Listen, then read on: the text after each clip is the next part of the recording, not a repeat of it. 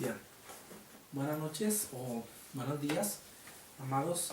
Estoy muy contento de estar con ustedes para compartir una vez más la palabra y el comentario de las escrituras y de la parashá. Pues este día vamos a tener un estudio muy interesante, igual que todos los demás estudios que hemos estado teniendo a través de esta serie del conocimiento de la sección de la Torah. Y esta ocasión pues vamos a abarcar bastantes puntos que son muy bonitos y muy importantes de la palabra. Y pues yo encantado de querer tratar con ustedes cada uno de los pasajes, pero el tiempo no nos lo permite y es demasiada información. Así que vamos a estarnos yéndonos los versículos, pues vaya que más sobresalientes de esta parashá, de esta porción, que lleva por nombre Kitizá, lo cual significa cuando hagas un censo. Y vamos a hablar acerca de la importancia de lo que aconteció en Israel, en el pueblo de Israel, cuando fueron ellos censados, cuando ellos fueron, vaya a ser la palabra, contados, aunque vamos a estar viendo acerca del tema qué realmente implicaba un censo y qué realmente no es lo que implicaba un censo en las escrituras, a la luz del conocimiento del contexto hebreo. Entonces pues yo los invito a ustedes para que tomen su palabra, sus Biblias. Ahí si tienen su Torah, pues mucho mejor. Si tienen una Torah en español, pues les va a ayudar muchísimo más a entender los conceptos que íbamos a manejar, porque es una parashá bastante extensa y vamos a tratar de hacerla lo más resumido que se pueda para que podamos pues, sacar el mayor provecho y nos quedemos sobre todo con la idea central de lo que significa esta parashá Kitizá, que está en el libro de Éxodo capítulo 30 al versículo 34. Entonces vamos a estar viendo alrededor de 4 capítulos y medio de estudio, y entre más rápido nos vayamos nosotros con los puntos más importantes, vamos a poder tener una idea más generalizada, más amplia del pasaje, de todo este estudio. Entonces vamos a empezar nosotros nuestra parashá en Éxodo capítulo 30 versículo 12, cuando nos dice ahí la escritura: cuando hagas un censo de los hijos de Israel para contarlos, cada uno dará al Eterno un rescate por su alma cuando sean contados, para que no haya plaga entre ellos cuando los hayas contado. Fíjense que en este pasaje el primero que nos está diciendo es que el Eterno está diciendo que cuando se haga un censo entre los hijos de Israel, ellos tienen que llevar a cabo cierto procedimiento o ciertos lineamientos. Y lo que el Eterno dice aquí es que tienen que dar por rescate, cada uno tiene que dar una moneda de plata. ¿Por qué razón tenían que dar un rescate o por qué causa tenían que tener mucho cuidado? Sobre todo, eso es lo importante de entender aquí. ¿Por qué tenían que tener mucho cuidado a la hora de hacer un censo? Porque nosotros podemos ver que según la promesa que el Eterno le hace a Abraham en Génesis 15:5 y en Génesis 32:12, es que no se iba a poder contar la descendencia de Abraham.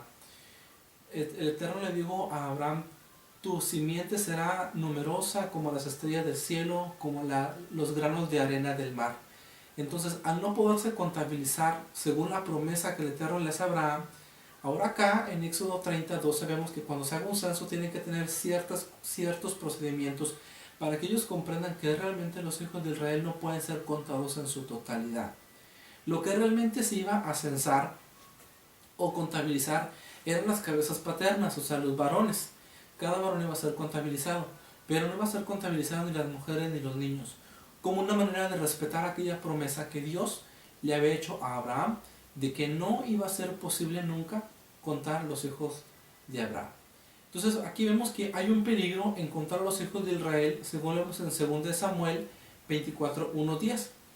Y también es importante entender que los israelitas tenían que dar una moneda de plata, o sea, ellos tenían que dar una moneda de plata, y dice la escritura que acabamos de leer, como una manera de rescate por su alma, bajo el propósito que no los visite una plaga a ellos. ¿Qué plaga? Pues la plaga de la mortandad. Entonces aquí vemos importante entender que realmente el pueblo de Dios no puede ser contado, en el sentido de que no se conoce el número exacto de los hijos de Israel. Es una promesa de parte de Dios para con Abraham, que su descendencia nunca sería contada, porque no puede ser contada, porque a través de Abraham, a través de la simiente de Abraham, que es el Mesías, las naciones llegarían a ser bendecidas, muchos de nosotros llegaríamos al conocimiento de la palabra y a ser parte del pueblo del Eterno. Luego le dice el Eterno: vas a tomar o tomarás de los hijos de Israel el dinero de la expiación y lo darás para el servicio de la tienda de reunión, para que sea un recordatorio para los hijos de Israel delante del Eterno como expiación por vuestras vidas. Entonces aquí lo que nos está hablando la Escritura es acerca de un impuesto que se estableció dentro de Israel en los años posteriores y que llegó a ser un impuesto muy, muy común, muy observado y muy realizado dentro del pueblo de Israel, que todos los varones mayores de 20 años, o de 20 años para arriba mejor dicho, debían de dar este ciclo de plata o esta moneda de plata como una manera de un tributo especificado para las mejoras primeramente del Mizcán o del tabernáculo y posteriormente del templo. El Talmud establece este impuesto de que se tenía que dar desde el primero de Adar, o sea, desde que aparecía el Rosh Chodesh o la luna nueva del mes de Adar hasta el día número 15, hasta la mitad del mes, era el tiempo establecido que colocó, que se estableció, mejor dicho, en Israel para el pago de este impuesto. Esto no viene en las Escrituras, que tenía que ser año con año, ni que tenía que ser el primero de Adar en la luna nueva, o en el Rosh Chodesh, como se le conoce, sino que esto ya fue una manera de establecer un tributo o un impuesto en Israel. Y funcionó muy bien, porque aún en Mateo 17, 24, 27, nosotros vemos a Yeshua haciendo el pago de este tributo, que tenía como propósito en los tiempos del maestro para hacer las mejoras en el templo. El templo era demasiado grande, era un lugar bastante concurrido, era un sitio que las masas acudían constantemente, entonces era obvio su desgaste material también. Y este impuesto servía bajo ese propósito, el propósito de hacer mejoras para el santuario. Entonces Dios dijo a Moisés: toma especies, bálsamo, ónice aromático, gálbano, especies e incienso puro, las medidas serán iguales entre sí. Aquí estamos viendo en este pasaje cuando el Eterno le pide a Moisés que traiga diferentes tipos de especies, algunas aromáticas, otras no tan aromáticas, como por ejemplo el gálbano tiene un aroma vaya un tanto como que desagradable, no nauseabundo, pero sí un olor que no es del todo pues muy favorable, no como otras especies aromáticas. Y de esto nosotros podemos aprender algo bien importante, de que las personas que no son tan honrosas o que no son no son tan apreciables para nosotros, no deben ser separadas de nuestras vidas y no deben ser marginadas de nosotros, sino que deben ser incluidos en el grupo para que juntos podamos producir un olor fragante delante del Eterno. Así está escrito en 1 Corintios 12, 14 y 27. Es decir, que cuando Dios le dijo a Moisés que le trajera diversos tipos de especies para el servicio del tabernáculo, unas especies eran aromáticas, muy agradables, muy bonitas, y otras no muy bonitas. Esto quiere decir que todas las cosas de la creación el Eterno las utiliza para la gloria de su nombre. Todo. Aunque algunas especies sean aromáticas y otras no sean de un aroma tan agradable, de todo se vale Dios, de todas las cosas de la creación, para que su nombre sea glorificado y sea exaltado. Y esto lo podemos aplicar nosotros a nuestras vidas, de que a veces conocemos personas de que pues no son muy gratas para nosotros, o como decimos por ahí, no nos caen muy bien, o no simpatizamos demasiado con ellas, pero hay un propósito por el cual nosotros conocemos a ese tipo de personas.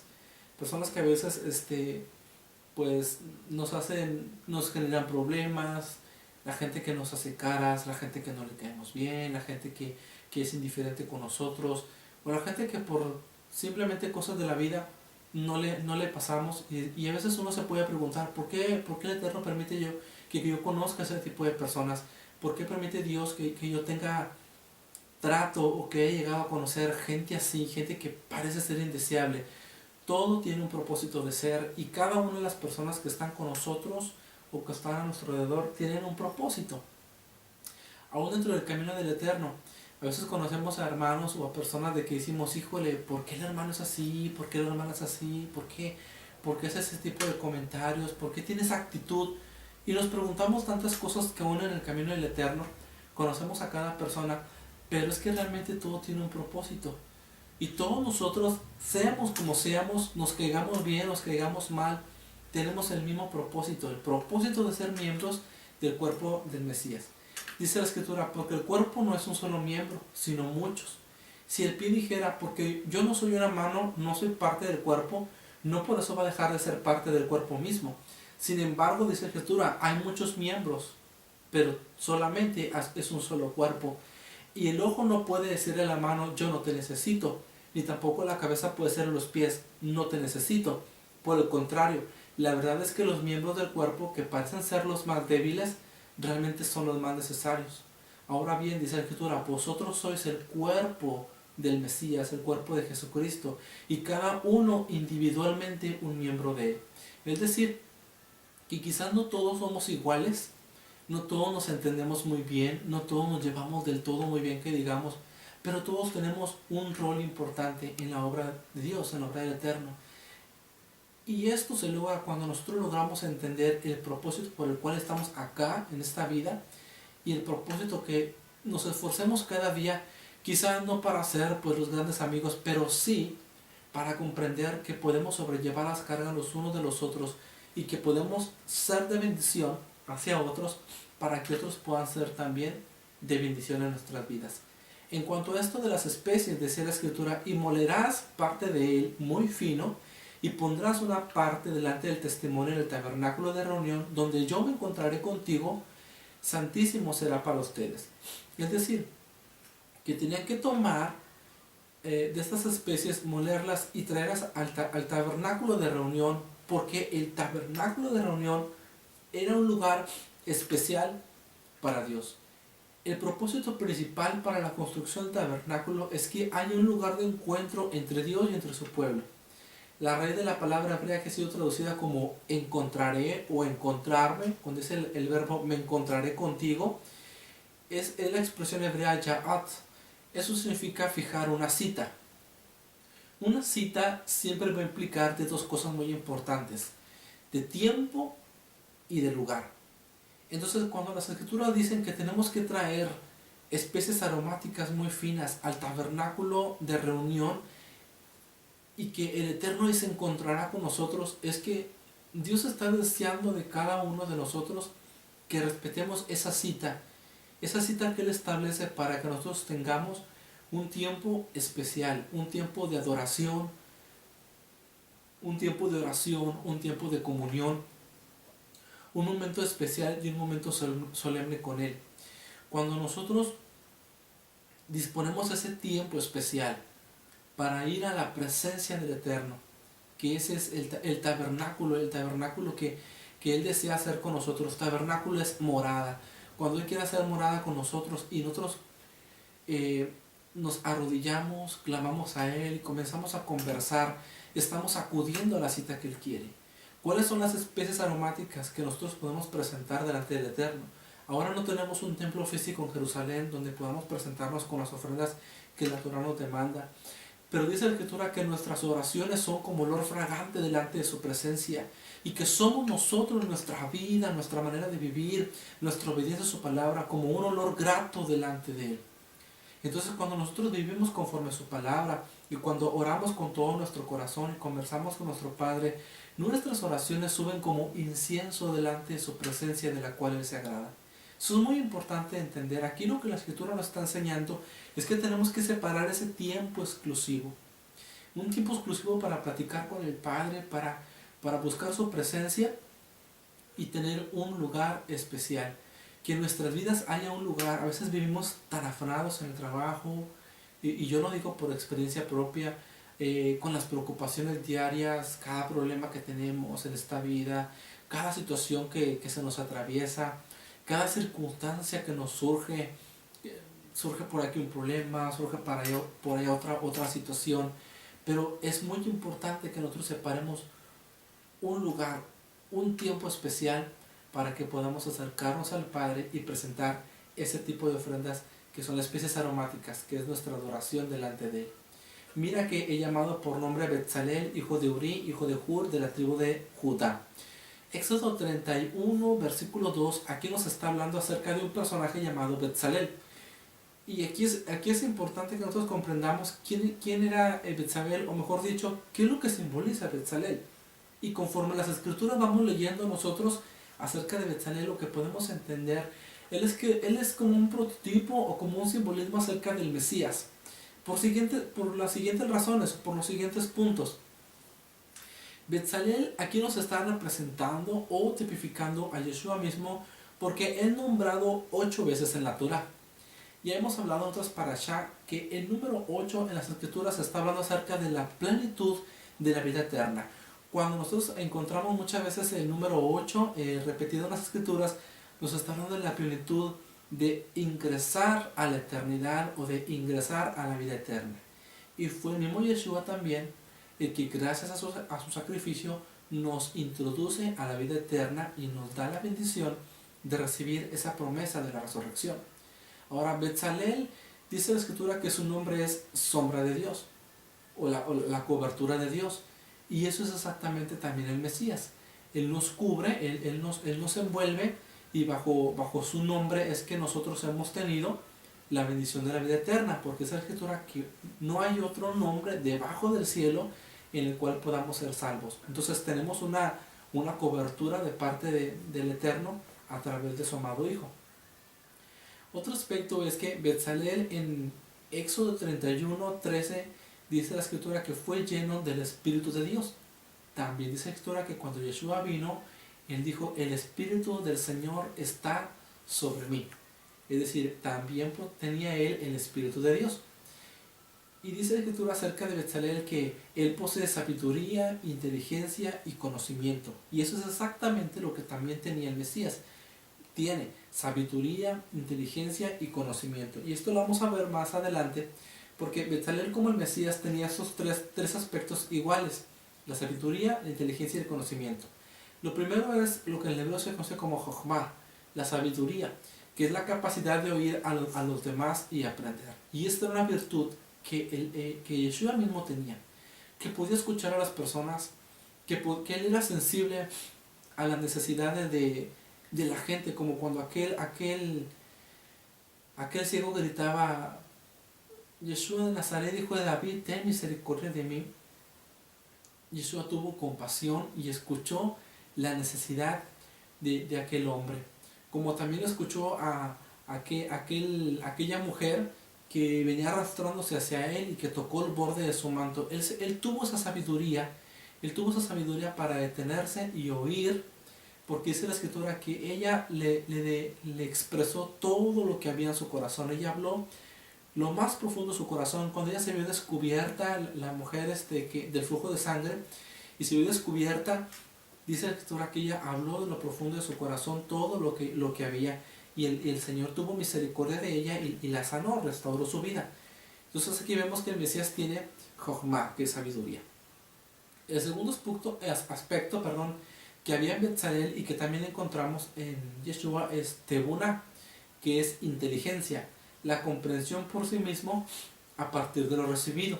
Esto es muy importante de entender, porque aunque Yeshua es divino, él cuando vino acá a la tierra fue instruido. Dice la escritura que él crecía en gracia y en el conocimiento, en la inteligencia. Él crecía en el conocimiento de la Torá, de los profetas. Y también dice la escritura que el mismo Yeshua, cuando hablaba con la gente, él decía que él no hablaba nada de su propia cuenta, sino de lo que él había recibido del Padre. Yo no vengo a hacer aquí mi voluntad, decía, no vengo a poner mi voluntad, vengo a traer la voluntad del que me envió.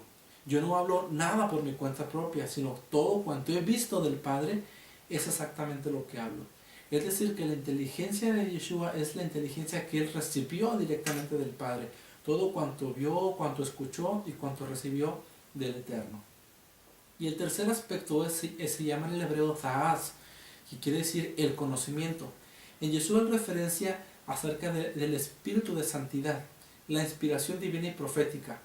Ese conocimiento sagrado, ese conocimiento divino que Yeshua poseía de todas las cosas, porque él no solamente funge un rol como Mesías o como Goel, como Redentor, sino que en él también funge el rol profético, porque él emite la profecía de la destrucción del templo. Entonces él tiene un conocimiento que es sobrenatural para nosotros, pero que radica dentro de la naturaleza del mismo Eterno. Y más adelante dice la escritura, habla pues tú a los hijos de Israel diciendo, De cierto guardaréis mis Shabbats. Ahí les puse la expresión mis con un color diferente. Porque esto es una señal entre yo y vosotros por todas vuestras generaciones, a fin de que se sepa que yo soy el Eterno que os santifico. Fíjense aquí cómo el Padre desea un reposo para nosotros en medio de toda su obra. Dios llama al día de reposo como mi Shabbat. La palabra Shabbat en el hebreo es más que reposar o descansar. Entonces, Dios está diciendo que el día de reposo no es del hombre o que no le pertenece al hombre, sino que el día de reposo es de Dios. O sea, el día de reposo le pertenece al Eterno y que Él desea que cada uno de nosotros tengamos la experiencia de disfrutar del Sabbat, de disfrutar de este día solemne en el cual se descansa de tu obra física, pero sobre todo podemos descansar en el Eterno y podemos descansar en su palabra y podemos confortarnos cada día en Él.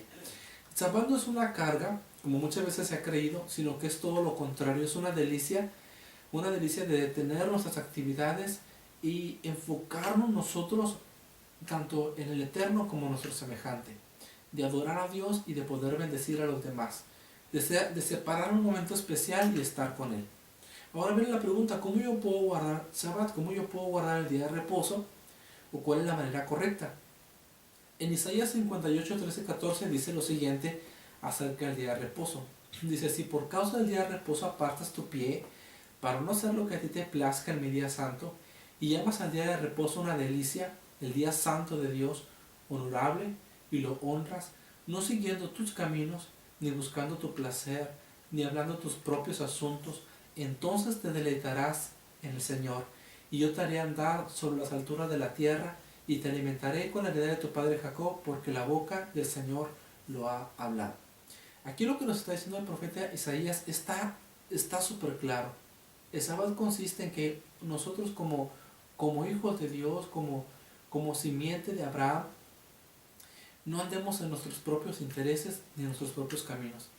Es muy diferente cuando una persona se ve forzada a realizar una actividad en Sabbat, como visitar al médico, atender la salud, realizar una actividad en la cual podemos bendecir a una persona o nuestros semejantes, como supongamos que sabemos que hay una persona que está súper necesitada de nosotros y como es Sabbat, vamos a decir, no la voy a ayudar, estamos incurriendo en pecado, porque primero está de por medio la vida y posteriormente está que nosotros nos abstengamos.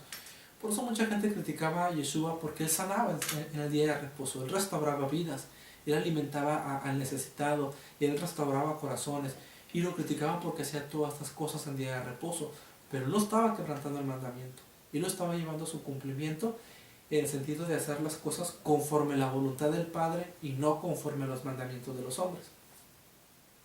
Entonces, vemos más adelante que dice, y dio a Moisés en Éxodo 31, 18, y le dio a Moisés, cuando acabó de hablar con él en el monte Sinaí, 2 tablas de testimonio, tablas de piedra escritas con el dedo de Dios. Nosotros sabemos que la palabra de Dios toda está inspirada por Él, por su Espíritu Divino. Pero esta es la única parte de la Biblia, la única parte de las Escrituras que no recibió la inspiración de Dios. Porque la Torah o el cimiento de la Torah, que son lo que se conoce como Aser Hadibrot, los 10 mandamientos, no son la inspiración divina, sino que el mismo dedo divino las escribió. Es decir, Dios no le transmitió este conocimiento a ningún profeta o a Moisés. Dice la Escritura que estas tablas de testimonio, tablas de piedra, fueron escritas directamente por Dios. Aquí podemos ver lo importante que Dios le dio a su palabra, a sus mandamientos, que no permitió que otra persona o que un mortal las escribiera, sino que Dios mismo las escribió. Y lo que podemos entender de este pasaje de que Dios, su dedo divino, escribió y vaya, puedo decir que el dedo divino fue el que esculpió la piedra para escribir cada letra, lo que nos está diciendo aquí es que la palabra de Dios es eterna. Tal y como está escrito en los profetas, que se puede secar la hierba, marchitar la flor, pero que la palabra de Dios permanecerá para siempre. Que la palabra de Dios, sus estatutos son completamente la verdad y son la eternidad. No son de los días de Moisés en adelante, su palabra ha existido por siempre. Dice la palabra que en un origen, ya antes del origen ya estaba la palabra, estaba el verbo. Es decir, su palabra siempre ha estado ahí y no puede ser destruida, no puede ser transformada y no puede ser abolida. Cuando el Eterno coloca su palabra, sus mandamientos en aquellas tablas de piedra, fíjense lo importante es que el Eterno las colocó en piedra. No las escribió ni en barro, que se desgasta fácilmente, y no las escribió sus palabras divinas sobre la arena, donde el mar puede borrarlas fácilmente. Las escribió sobre piedra donde pueden permanecer, y las escribió él mismo como una muestra de que su palabra nunca cambia y que es el mismo de ayer, de ahora y para siempre. En Éxodo 32, 1-2 dice: y viendo el pueblo que Moisés tardaba en descender del monte, se acercaron a Aarón y le dijeron: levántate y haznos dioses que vayan delante de nosotros, porque este Moisés, el varón que nos sacó de la tierra de Egipto, no sabemos qué le ha acontecido. Y Aarón les dijo: separen los zarcillos de oro que están en vuestras orejas, y de vuestras mujeres, y de vuestros hijos, y de vuestras hijas, y tráiganmelos. Y él los tomó de sus manos, y les dio forma con buril, e hizo de ellos un becerro de fundición. Y ellos dijeron: estos son tus dioses, Israel, que te han sacado de la tierra de Egipto. Fíjense en cómo el pueblo siempre tenía esa tendencia de hacer lo impío y de hacer lo abominable delante de la presencia de Dios. Fíjense que en los tiempos de Moisés, cuando Israel estaba en el desierto, no son muy diferentes a los tiempos de ahora. Hoy la gente sigue ejerciendo el pecado de la idolatría. Eligen estatuas, eligen imágenes, hacen cuanta cosa y creen que esos son imágenes que tienen el poder para sanar, el poder para restaurar matrimonios o el poder para liberar sus vidas. Esto nos está mostrando esta escritura de que aunque los israelitas habían logrado salir físicamente de Egipto, realmente Egipto no había salido del corazón del pueblo de Israel. Y eso es algo bien difícil porque después que ellos vieron las maravillas del Señor a través de las 10 plagas y de cómo la mano poderosa del Señor abrió las aguas del Mar Rojo para que ellos pasaran en seco, todavía había en el corazón de Israel Egipto. Todavía ellos añoraban el pasado y deseaban cosas del pasado. Tanto que ellos habían aprendido en Egipto de la idolatría. O sea, ellos no se conformaban con un Dios. Dice la escritura que ellos hicieron dioses y dijeron: estos son tus dioses, Israel, los dioses que te han sacado de la tierra de Egipto. Ellos tenían una tendencia total al politeísmo. Ellos, como dice la escritura en Romanos 1, 23, 25, cambiaron la gloria del Dios incorruptible por formas corruptibles, por aves, cuadrúpedos, por un becerro. Y luego por un becerro, que era una de las divinidades más paganas que había en Egipto. Ellos fue lo que pidieron. Aquí vemos cómo el pueblo siempre tiene esa tendencia de ir en pos de la desobediencia, ir en contra de la palabra del Señor. El primer mandamiento que establece el Señor en Sinaí con su pueblo fue: yo soy el Señor tu Dios. No te harás dioses ajenos delante de mí. No te harás imagen de fundición, ni tallada, nada. Siendo el primer mandamiento, también es el primer mandamiento que Israel desobedece en el mismo desierto. El 32 dice: cuando Aarón vio esto, edificó un altar delante del becerro, y Aarón hizo una proclama, diciendo: mañana será fiesta para el Señor. Fíjense en cómo Aarón se atreve a llamar a aquel becerro de oro como si fuera el Eterno. Él dice que edificó un altar para el becerro y proclamó que mañana sería fiesta para el Eterno delante de aquel becerro. O sea, comparó al Todopoderoso con aquella simple imagen de oro. Obra de manos, dice la escritura. Ojos tienen pero no ven, manos tienen pero no palpan, pies tienen pero no andan, semejantes son los que los hacen. O sea que no podemos nosotros confiar en la obra artífice de las manos del hombre, porque no es absolutamente nada. Dios es espíritu, dijo Yeshua. Dios es espíritu y Él busca adoradores que le adoren en espíritu, en ruach y en verdad, en la verdad de la palabra, en el conocimiento de la escritura. Entonces no podemos hacernos semejanza de lo divino y creer que eso es el eterno. Israel aquí lo que estaba haciendo era mezclar lo santo con lo pagano, lo profano con lo divino. Cambiaron el orden total de la Torá, rompieron por completo el mandamiento, estaban totalmente fuera de lugar, estaban totalmente separados. Y este pecado, que es el pecado que el Eterno más condena en su palabra, el pecado de la idolatría, trajo consecuencias drásticas en el pueblo. Y es que esto es muy cierto, cuando nosotros le damos el primer lugar a algo que no es Dios, esto trae consecuencias para nuestras vidas. A veces tenemos en primer lugar el trabajo, el dinero, ganar dinero porque lo necesitamos. A veces el dinero sube tanto al corazón del hombre que se forma como un Dios, como un Elohim. Y las personas tienden a tener en sus corazones tantos dioses. Hay personas que tienen a la televisión como un Dios. Hay personas que tienen el dinero como un Dios. Hay personas que tienen el fútbol como un Dios. ¿Por qué? Porque todo aquello que ocupa el primer lugar en nuestro corazón se constituye un Dios, un becerro de oro. Hay gente que tiene a un cantante, hay gente que tiene a los cantantes cristianos como un Dios, y ese es su becerro de oro. Le veneran y lo defienden a capa y espada. ¿Por qué? Porque tienen la vista entenebrecida, y porque tienen esa ceguera de que no pueden comprender las escrituras, de que nada puede ocupar el primer lugar en el corazón del hombre que no sea el Todopoderoso.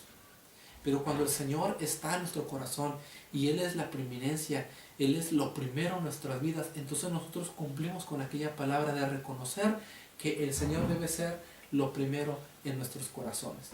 En Éxodo 32:6 dice: y al día siguiente se levantaron temprano los israelitas y ofrecieron holocaustos, trajeron ofrendas de paz, y el pueblo se sentó a comer y a beber y se levantó a regocijarse. Esto era una asamblea completamente pagana.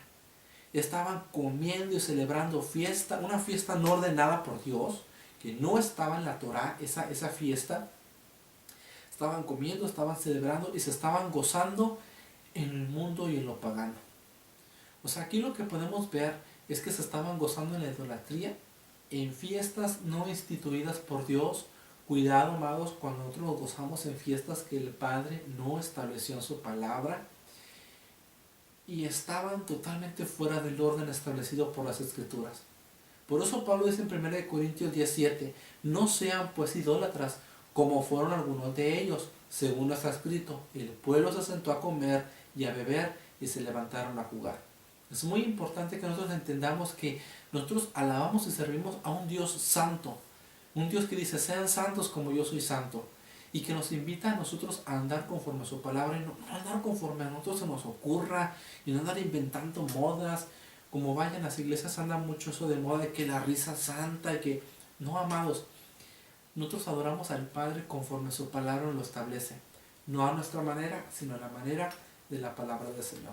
Entonces el Señor habla a Moisés diciendo: desciende pronto, porque tu pueblo, fíjense cómo aquí el Señor cambia la expresión, porque tu pueblo que sacaste de la tierra de Egipto se ha corrompido.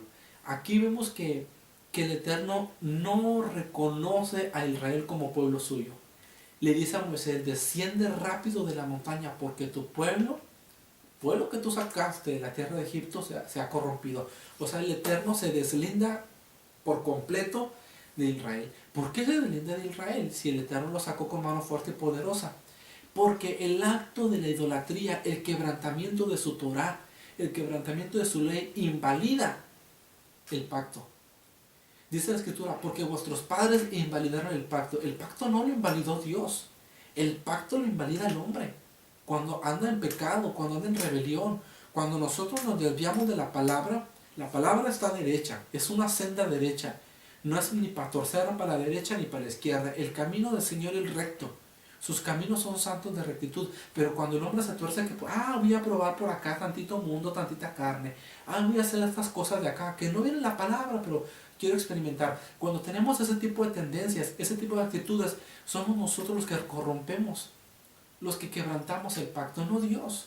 Por eso Dios en su santidad, en su preeminencia, en su soberanía, Él tiene el derecho legal de decir: no son mi pueblo. ¿Por qué? Por el adulterio espiritual. Porque Israel había adulterado, había fornicado, adorando al becerro de oro. Si ellos proclamaban el becerro de oro como su Dios, ellos estaban retirando del pacto matrimonial que ellos habían tenido días atrás en la montaña Sinaí, donde había ocurrido un matrimonio espiritual entre el Eterno y entre su pueblo. Israel estaba fallando, Israel estaba adulterando delante del Eterno. Entonces Israel estaba perdiendo todo su estatus como pueblo del Señor. Fíjense cuando el Señor los lleva a la montaña Sinaí y ahí habla con ellos, hablando del amado, con su amada congregación, el pueblo de Israel. El Señor les dice, si vosotros andáis en mis estatutos, vosotros seréis mi especial tesoro en medio de todas las naciones de la tierra. O sea, era una consagración especial, esto no era un juego, era una separación de decir, los saco de Egipto para que sean mi amada, para que sean mi pueblo, y van a ser mi especial tesoro. Pero cuando Israel peca ante el Eterno con el adulterio, con el asunto del becerro de oro, el Eterno se deslinda. Ustedes son los que están quebrantando el pacto, ustedes están rompiendo el pacto matrimonial. Así está escrito en Oseas 1:9. Y él dijo, ponle por nombre Lo Hamí, en el hebreo, que significa, porque vosotros no son mi pueblo y yo no soy vuestro Dios. O sea, Dios se deslinda cuando nosotros quebrantamos el pacto, y tenemos que tener mucho cuidado, amados, porque aunque hemos sido reinjertados por la sangre preciosa de Yeshua, no podemos darnos el lujo de estar pisoteando la sangre del pacto, que por andar aquí y por andar allá. Nosotros fuimos llamados, dice la palabra, de las tinieblas a su luz admirable, bajo el propósito que nosotros seamos luz y que andemos conforme a su palabra. Entonces, aquí lo que entendemos nosotros es que no hay oportunidades para que andemos probando aquí y allá las cosas del mundo y vivamos una vida de desobediencia. Fuimos llamados nosotros a ser un reflejo de la gloria del Padre y a ser y a vivir conforme el ejemplo de nuestro amado Salvador. Andar en obediencia como Él también anduvo. Ahora pues, capítulo 32, verso 10. Ahora pues déjame para que se encienda mi ira contra ellos y los consuma, mas de ti yo haré una gran nación. Fíjense, tanto fue el sentir del Padre, su ira se encendió tanto, que Él estuvo completamente decidido a exterminar por completo a los hijos de Israel.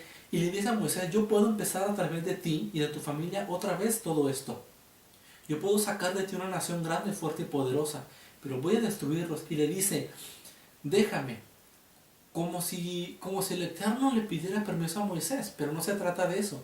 Dice, déjame para que se encienda mi ira contra ellos. Lo que realmente el Eterno estaba diciendo a Moisés es que no intercedas por ellos, porque sabemos que el Eterno es grande en misericordia, es la palabra. El Señor es grande en misericordia, lento para la ira y grande en clemencia. Entonces, el Señor sabía que si Moisés clamaba e intercedía por Israel, el Eterno iba a ceder en misericordia y perdonar a su pueblo. Por eso le dice el Eterno, déjame y no intercedas por ellos, déjame que los consuma. O sea, no me pidas clemencia sobre el pueblo, porque el Eterno sabía que si Moisés intercedía, el Señor iba a obrar en acto de misericordia y en acto de bondad hacia su pueblo Israel. Jeremías 7:16 dice, tú pues no ores por este pueblo, ni levantes por ellos clamor, ni oración, ni me ruegues, porque no te oiré. Pero vemos todo lo contrario que pasó aquí en las Escrituras. Moisés tuvo la oportunidad de ser elevado como el padre en una nueva nación. O sea, el asunto de Abraham podía quedar en el pasado y entonces Moisés sería el reinicio de la promesa. Pero rehusó esto. Dijo, no, esto no puede ser así. En lugar de exaltarse a sí mismo y decir, bueno, pues extermínalos y empieza conmigo la obra otra vez. Inicia de nuevo la promesa que hiciste a Abraham a través de mí. Dice la Escritura que él se humilló y estaba dispuesto a dar su vida para salvar a su pueblo. Él le dijo al Eterno, si es necesario, borra mi nombre del libro de la vida, pero no extermines al pueblo de Israel. ¿Quién fue capaz de humillarse a sí mismo?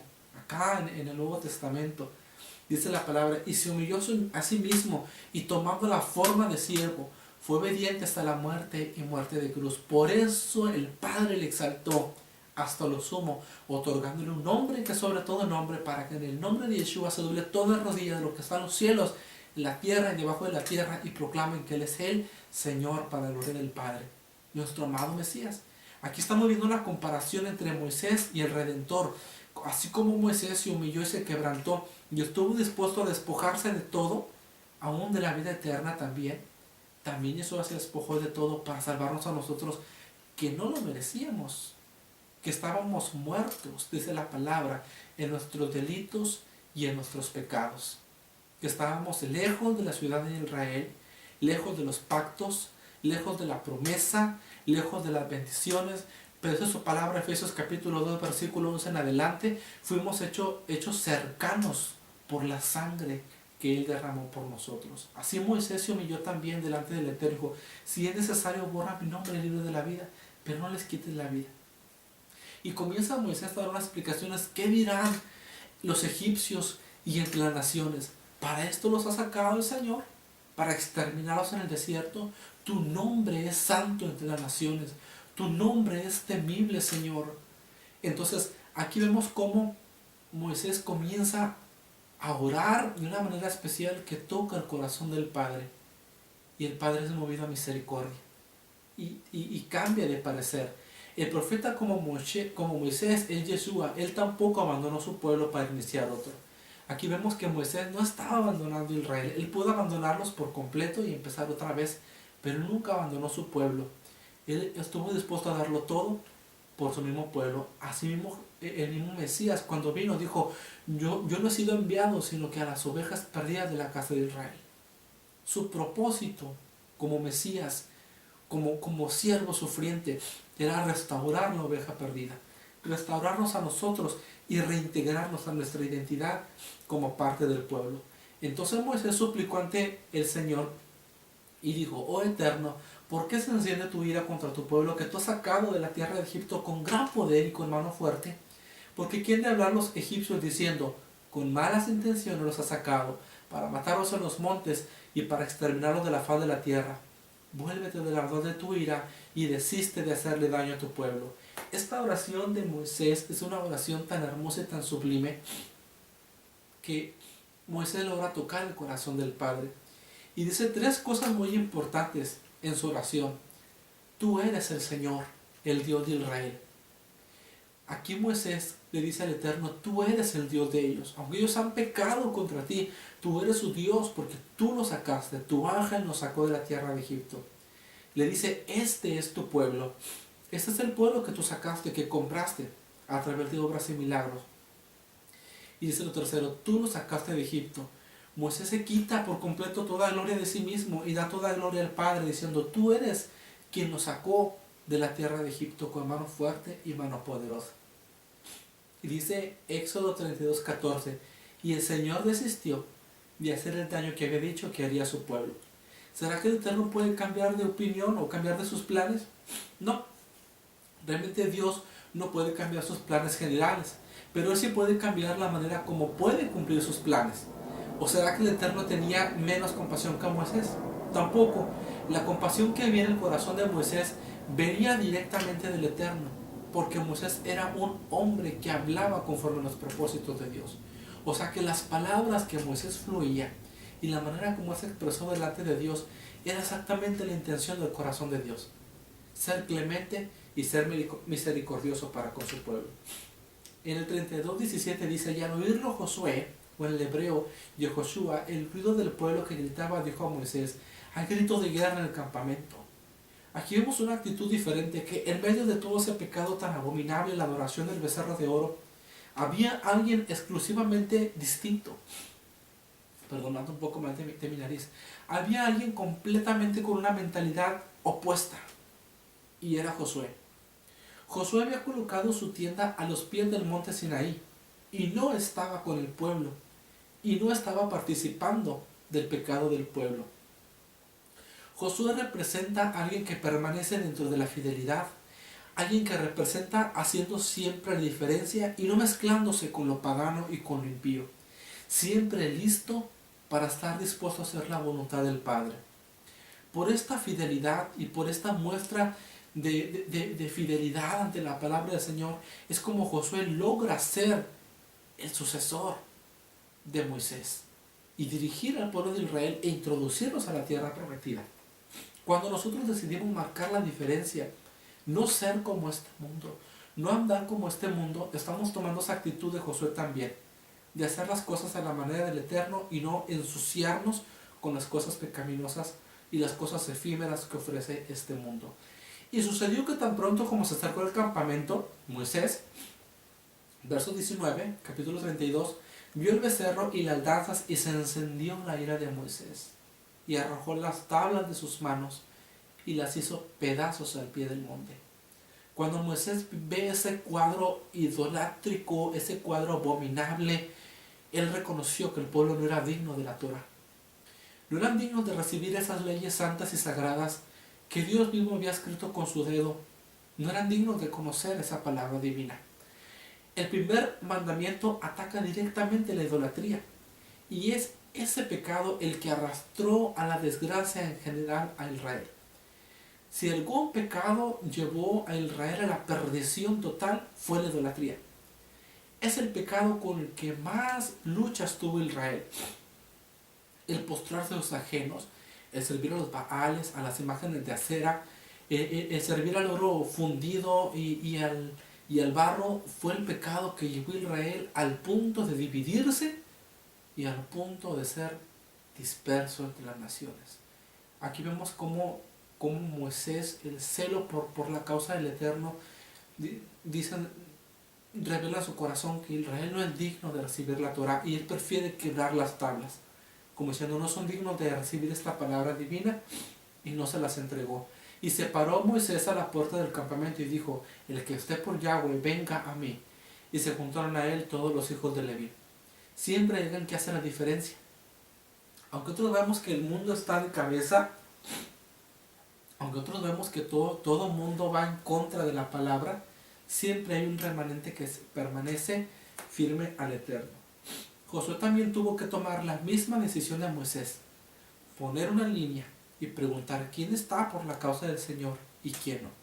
En Josué 24:15 dice, y si mal os parece servir a Yahweh, escogeos hoy a quien sirváis, si a los dioses a quienes sirvieron vuestros padres cuando estuvieron al otro lado del río, o a los dioses de los amorreos en cuya tierra habitáis, pero yo y mi casa serviremos al Señor.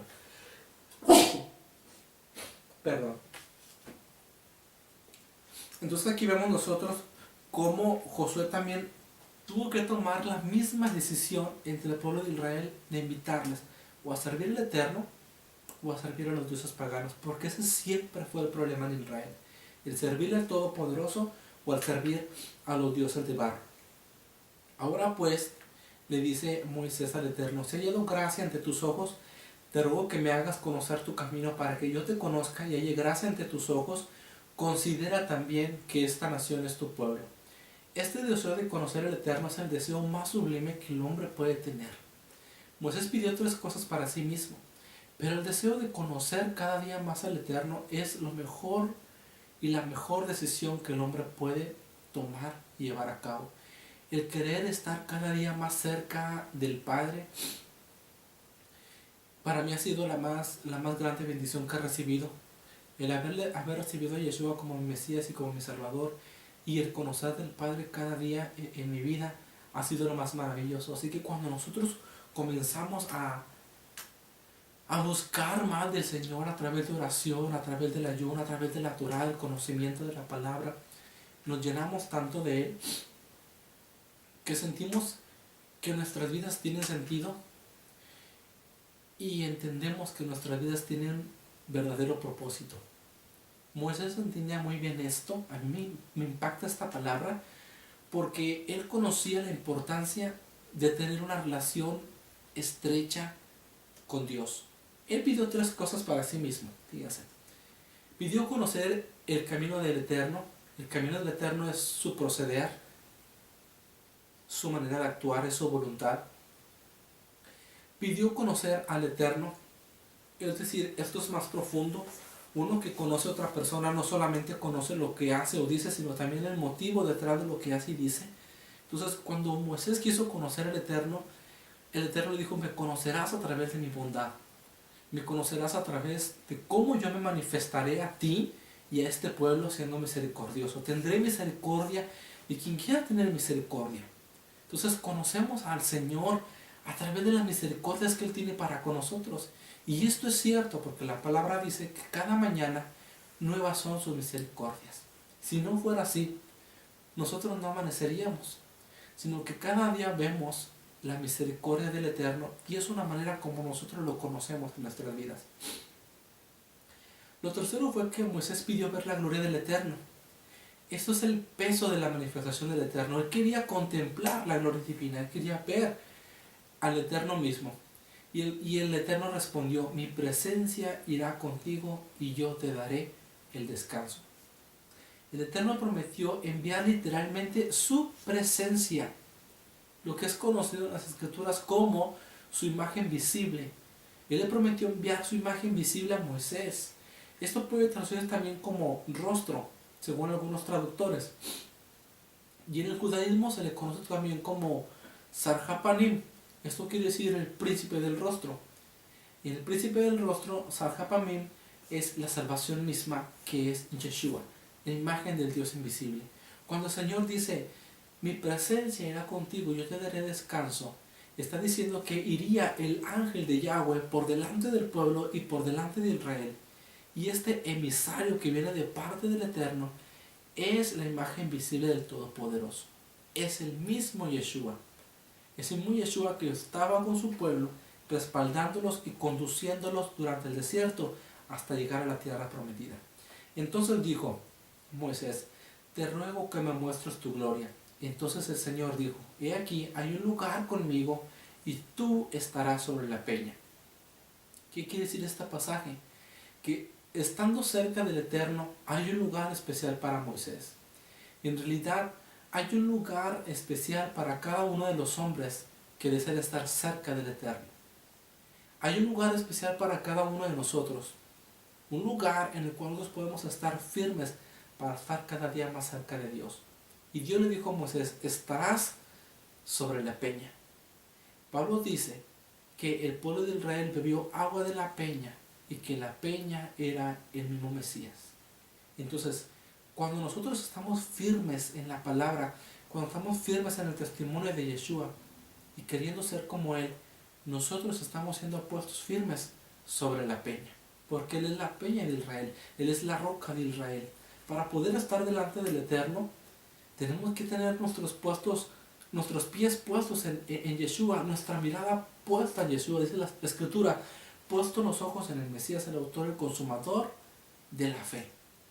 Cuando nosotros ponemos nuestra mirada en el Mesías, en el Salvador, en nuestro amado Redentor, estamos siendo colocados sobre la peña y recibimos una revelación especial del Todopoderoso. Él se manifiesta en nuestras vidas, Él se manifiesta en nuestros corazones y podemos aprender a vivir cada día más y más en su voluntad. Prepárate pues de mañana y sube temprano al monte Sinaí, y ahí preséntate ante mí en la cumbre del monte. 34:2 dice la palabra. Esto es lo que Dios está esperando de cada uno de nosotros, que nos preparemos y que nos acerquemos a Él. Él desea que nos preparemos cada día. ¿Cómo vamos a prepararnos nosotros para un encuentro personal cuando le veamos? Dice Pablo, no a través de figuras ahora, ni solamente a través de la palabra, sino que cuando le conozcamos tal y como Él es. Tenemos que prepararnos ahora, tenemos que buscarle ahora, santificarnos ahora. Esa es la palabra. El que es santo, el que está separado para el Eterno, santifíquese más. Cuando oramos al Padre nos acercamos a Él, cuando lloramos nos acercamos a Él, cuando tomamos la Escritura y nos nutrimos de ella, del conocimiento de la palabra, nos acercamos a Él. Cuando ponemos en práctica la palabra, nos estamos acercando al Eterno. Y dice la palabra que nos acerquemos a Él y Él se acercará a nosotros. Eso es justamente lo que pasó en Sinaí. El Eterno dice: sube a la montaña Sinaí y yo me acercaré a ti. Y dice la palabra que estando allí en la montaña, Moisés alisó 2 tablas de piedra como las primeras, y se levantó de mañana y subió al monte Sinaí como le mandó el Señor, y llevó en su mano las 2 tablas de piedra. Fíjense aquí, es algo hermoso, es un cuadro del Brit Hadashah, del nuevo pacto, la renovación del pacto, cómo Dios renueva otra vez el pacto con Israel y revela su misericordia. Nuevamente, el Eterno escribe sobre estas tablas de piedra, pero en esta ocasión Moisés subió con las tablas en blanco. Él preparó 2 tablas de piedra, las pulió, las preparó muy bien, y Moisés subió con ellas estando en blanco, nada escrito, para que fueran llenas de la palabra del Eterno. Cuando nosotros nos acercamos al Señor y le buscamos, intimamos en su presencia, y tenemos que llevar nuestro corazón en blanco, que no haya pecado en ellos, que no haya un adulterio espiritual, que estemos libres de toda inmundicia, para que Él pueda escribir en nuestros corazones su palabra. Porque ese es justamente el propósito del nuevo pacto. Pondré mi ley en sus mentes y en sus corazones las escribiré. El Padre quiere poner su palabra en nuestra vida, en nuestro corazón, pero tenemos que alisarlo. Moisés alisó las tablas de piedra. Él no tomó cualquier pedazo de piedra y ora para que escribiera el Padre, no. Él las alisó. Eso es un trabajo de preparación, un trabajo de consagración. Para presentarnos delante del Padre y pedirle que ponga su Torah, su palabra en nosotros, tenemos que hacer un trabajo de introspección, revisarnos a nosotros mismos y prepararnos para que Él pueda poner su palabra en nosotros. Y Él contestó, el Eterno, yo hago pacto delante de todo tu pueblo, haré maravillas que no han sido hechas en toda la tierra ni en nación alguna, y verá todo el pueblo en medio del cual estás tú, la obra del Eterno, porque será cosa tremenda la que yo haré contigo. El Señor establece una vez más su pacto, le establece sus promesas a través de la misericordia, a través del perdón, porque Él perdona el pecado que cometió el pueblo de Israel o del becerro de oro, los restablece como su pueblo, los vuelve a santificar y les entrega una vez más su palabra. Ahora le dice el Señor, guárdate de hacer alianza con los moradores de la tierra donde has de entrar, para que no seas tropezadero en medio de ti. El violar este mandamiento, el mandamiento decía, no hagas alianza con las naciones con las que vas a ir directamente a enfrentarte, porque puedes caer en la desgracia de la idolatría. Y realmente el violar este mandamiento fue lo que trajo más desgracia al reino de Israel. Ellos cuando llegaron y se establecieron a la tierra prometida, hicieron alianza con algunos pueblos y trataron de vivir en paz, y esas alianzas fue lo que llevó a Israel y lo arrastró hacia la idolatría. El Eterno no tolera el coqueteo con el pecado. Eso es muy importante de entender. Dios les dijo, no permitan que esos pueblos permanezcan con ustedes, porque ellos son idólatras y los van a arrastrar al pecado. Es más fácil que tú seas arrastrado al pecado que tú arrastres a alguien de allá para acá. ¿Qué quiere decir esto? Que no está permitido en las escrituras que andemos coqueteando con el pecado. Que voy a ir aquí, voy a ir a aquel lugar para ver qué es lo que se siente, qué es lo que se ve. No. Dios no permite que nosotros andemos jugueteando a las cosas espirituales y a las cosas impías. O somos o no somos parte del pueblo del Eterno. O somos santificados o no somos santificados. O sea, no podemos andar, como dice la palabra, como la puerca lavada, y perdón por la expresión, pero esto lo dice la escritura como la puerca lavada, que una vez que está limpia, va y vuelve al cieno, allá al lodo, y se revuelca en la ceniza. No podemos ser así. Nosotros fuimos llamados para ser un pueblo diferente y para estar siendo apartados para el Eterno. 34:28. Y él estuvo ahí con el Señor 40 días y 40 noches. No comía pan, no bebía agua, y escribió en tablas las palabras del pacto, los 10 mandamientos. ¿Quién estuvo también 40 días y 40 noches sin probar alimento físico, pero siendo lleno de la gloria del Padre? Correcto, nuestro amado Salvador. Cuando nosotros nos consagramos al Eterno, Él pone su palabra en nuestras almas. Él pone un resplandor en nosotros. Él pone de su gloria en nuestras vidas cuando nosotros comenzamos a nutrirnos acerca de su palabra. Y aconteció que descendiendo Moisés del monte Sinaí, con las 2 tablas del testimonio en su mano, al descender del monte, no sabía Moisés que la piel de su rostro resplandecía después que hubo hablado con Dios. Y es que cuando Moisés estuvo en la presencia del Todopoderoso, recibió una gloria, recibió una unción de parte del Padre, que los israelitas no podían mirar fijamente el rostro de Israel por el resplandor. ¿Por qué había un resplandor en Moisés? Porque había estado con el Eterno, porque había tenido un momento especial con Él, se había consagrado, estaba separado para el Todopoderoso. Cuando nosotros nos consagramos para el Padre, reflejamos su presencia en nuestras vidas, reflejamos su gloria y reflejamos su esplendor mismo. Porque Dios, dice la Escritura, que mandó que de las tinieblas resplandiese la luz, es el que resplandeció en nuestros corazones para la iluminación del conocimiento de la gloria de Dios en la faz de Yeshua. 2 Corintios 4:6. O sea que nosotros tenemos ese llamado de ser un resplandor de la gloria del Padre, un reflejo de Dios. Esta parashá lo que nos enseña a nosotros es que cada día seamos un reflejo del Padre en nuestra familia, entre nuestros vecinos, en nuestro trabajo, y que donde quiera que estemos seamos un reflejo del Padre y que andemos cada día conforme a los mandamientos de Dios, pero sobre todo que cuidemos mucho nuestro corazón de la idolatría. No permitamos que algo trivial, algo pasajero de esta vida suba a nuestro corazón, que nuestro Padre eterno siempre sea la preeminencia y lo más anhelado y lo más deseado en nuestro corazón. Que el Eterno los bendiga. Yo los espero el siguiente Shabbat con la siguiente parashá en otro episodio nuevo. Bendiciones para todos y Shabbat Shalom. Hasta luego.